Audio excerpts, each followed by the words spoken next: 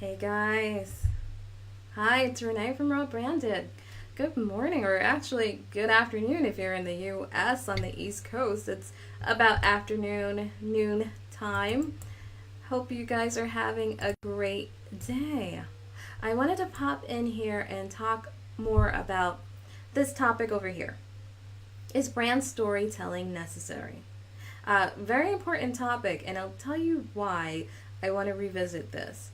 I was in another group, and the group owner, who amazing lady, she mentioned that she rebranded.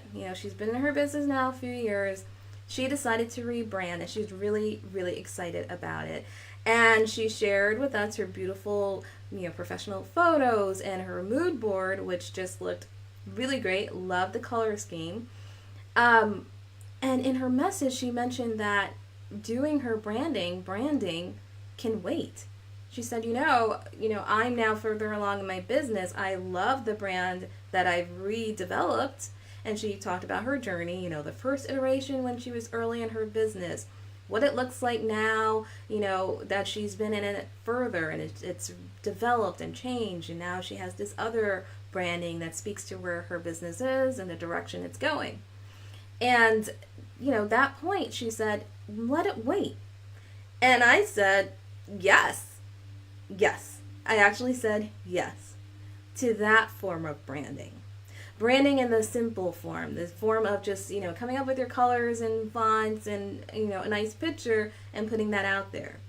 Stressing over those little minor details, not as important. But brand storytelling, this whole thing, I'm going to bring this down so that you can see this further.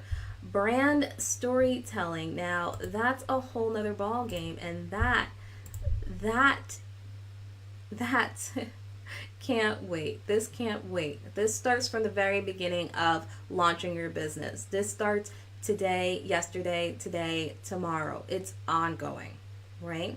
So when we're talking about brand storytelling, I'm talking about your business identity, not just you as the business owner, which is a huge part of it. You need to be crystal clear on who you are as the business owner. What is that identity? What is that personality, persona? What is that?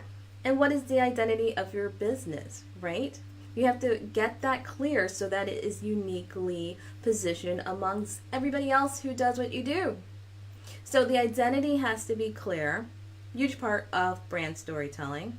You have to also be clear in the promise that your brand builds, or brings, I should say. Because when I'm saying your promise, I'm talking about potential clients. What are you promising them? What's in it for them? What do they get? Right? That message also has to be clear. And that's another part of brand storytelling, is the message. What are you saying? How are you saying it? How is it resonating? Is it resonating? How did you craft it? Because it's not a one-time message. It's, yes, you create that core message, what you're saying, but then it's something you're constantly saying every time you show up live, on your website, when you're engaging with clients, before you've even taken them on as clients. That message has to be crystal clear. And, it's about forming an emotional connection with those people, right? Your clients are people.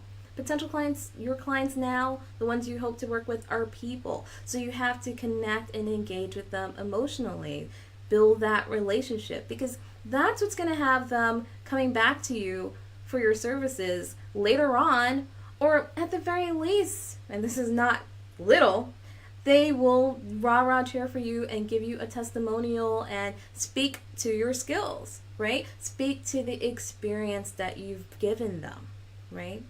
The brand story that they've experienced, And I know it may sound a little bit, wait a minute, is it just surface level? No. It's about building a brand that's beyond just the skills and the services. It's a brand that will hook people in, your potential clients, but then also, like I said before, create that experience that's almost motivational. You want it to be inspirational. That kind of level of brand storytelling. and this is not fluff. There is data backing this up. There's science. This goes into psychology. There's facts backing this up, and evidence where clients, brands that adopt brand storytelling, that kind of brand building, being able to attract clients. I've done this. I've worked with dozens of business owners, helped them, mentor them with their brand building, and they've successfully gotten contracts, gotten clients. Now, was that easy? Here's the irony of this all. I worked in a 9 to 5 as a branding director, affectionately nicknamed as the branding police. I was the person who would review the message. If someone come to me with like, oh, this is my proposed email, or let's do this advertising. What is the message? What is that message? What should we look like? I was a person, the gatekeeper, if you will. Now, I knew that organization, so it was easy for me to oversee the branding of that organization. But when it came to my business that I started, it's about 3 years ago, and I was in the very beginning phase of it, it was amazing how I didn't see that for myself. I didn't realize that, oh yes, I'm not painting the brand story. That was missing. I was showing up not displaying my message so that it really connected with my audience.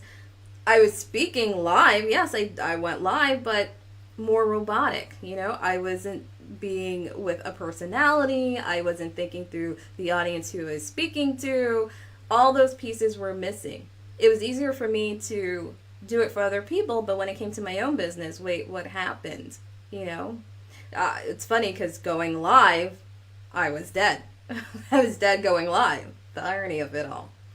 But it wasn't until a friend of mine said to me, when you're doing these live streams, when your message that you're putting out there on your website, everything else, it's not you.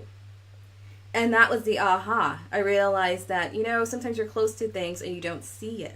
So it's helpful for someone else to be objective and look at the brand story that you're painting and tell you where you're tripping up. So I had to take myself out of myself and adopt the same strategies and principles I did with the clients, my business owners that I worked with, and use that approach in my own business. And that's where I started to tweak things and things shifted. So I am telling you this because I know as a business owner, you're going about and you may lean on just, well, my skills are good enough. And they are. That's great. If you are there and you're, a therapist, and if you're maybe like a fitness coach, or maybe you're a relationship expert, everything that you're doing and you're bringing into this world is of value. Bare bones of value that you have those skills. But then other people out there are most likely they're doing the same thing. So this is where you need to differentiate yourself. You really need to paint the picture. You really need to craft a brand story. So if now you're pausing, you're thinking, you know what, I didn't quite think about my brand story. I didn't really think through the message. I didn't really think through the identity of my business, the personality of me as an owner. What is it that's going to connect with clients? Very, very important. What is the experience that I'm giving to them? What is the promise? What is that? And even beyond that, going further, because these are the core parts, but then, okay, and how is this rolling out into my colors? And yes, my mood board, and yes, my website, and going live. What does that even look like? Is that a cohesive story? If you need help with this, definitely jump on a call with me. I'm dropping a link below. I want to talk more with you about this because I want you to make sure that you have that foundation set so your business is really solid, and then you can keep on executing and keep on. Yes, you will tweak these things if you keep up leveling your business, but you need to up level your business with a strong brand story, right? So let's talk about this further on a call. The link is below, and I'll see you guys next time. Bye.